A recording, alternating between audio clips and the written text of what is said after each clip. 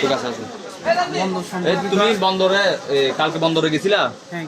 হ্যাঁ বিএমপিরা তোমার আটকাইছিল, বেঁধে রাখছিল, কেন গেছিলা? সাইবুল সাহেবের দেখা করতে। কেন সাইবুল সাহেবের কাজ কি তোমার? জোরে বলো।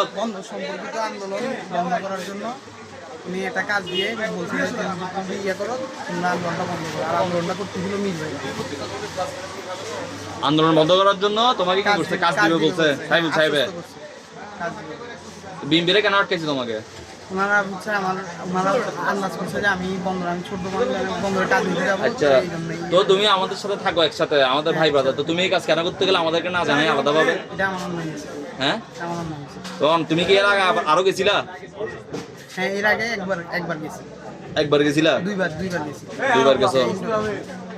তো তোমাদের কাজ নেওয়ার প্রসেসিং কতদূর? লাইসেন্স জমা দিছো? না, লাইসেন্স জমা হয়নি। হ্যাঁ জমা দাও। উনি তোমার কিরকম কাজ দিবে বলছে? সিভিলের কাজ। আর কি বলছে উনি তোমার সাথে? কি কথা হয়েছে ওনার সাথে? উনি আমাকে টাকা দিবে বললে অফার করছে। টাকা দিবে বলছে বন্ধ করার জন্য।